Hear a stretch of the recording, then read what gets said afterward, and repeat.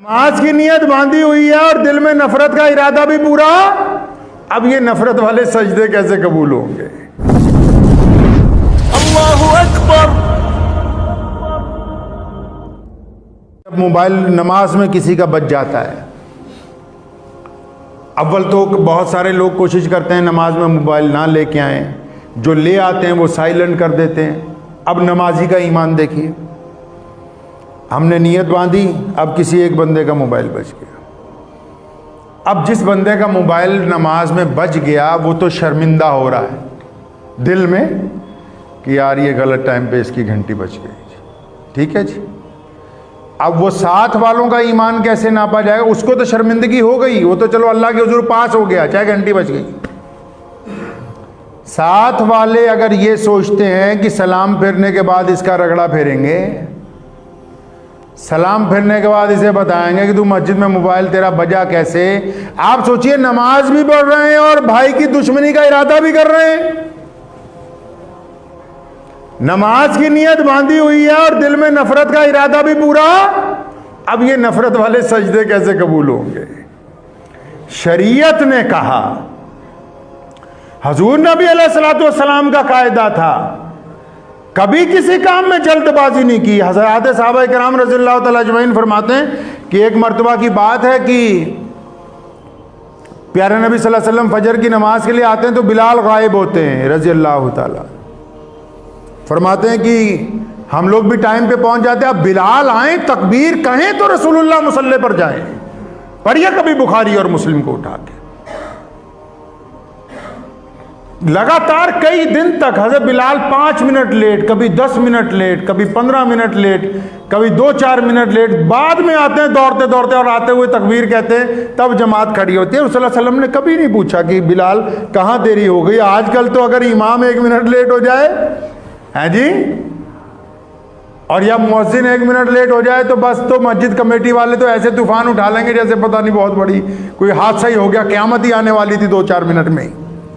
ये भी क़यामत आने से पहले पहले नियत बांध लेते तो शायद बच जाते।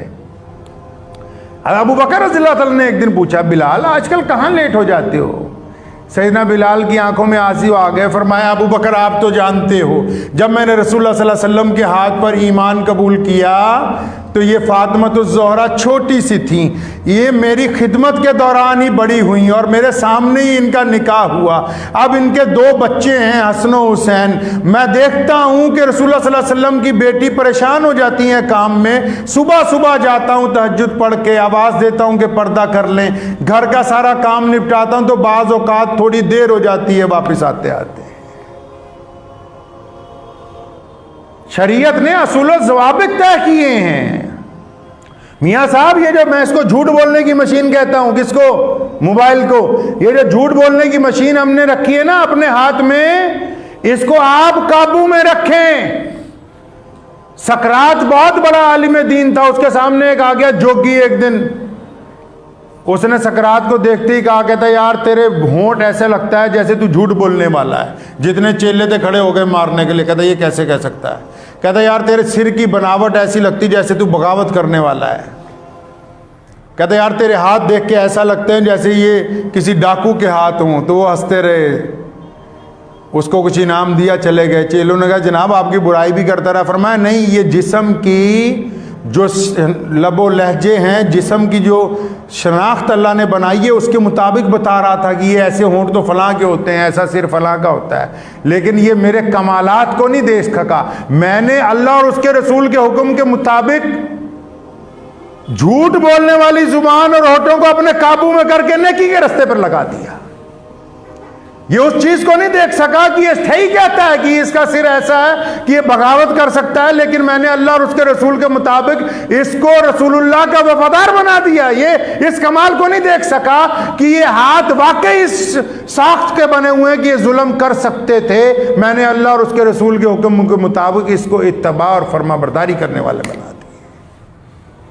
तो ये अगर मशीन बनी गई है फ़ायदे के लिए, तो अगर आप चाहेंगे तो इसको फ़ायदे के लिए इस्तेमाल करें।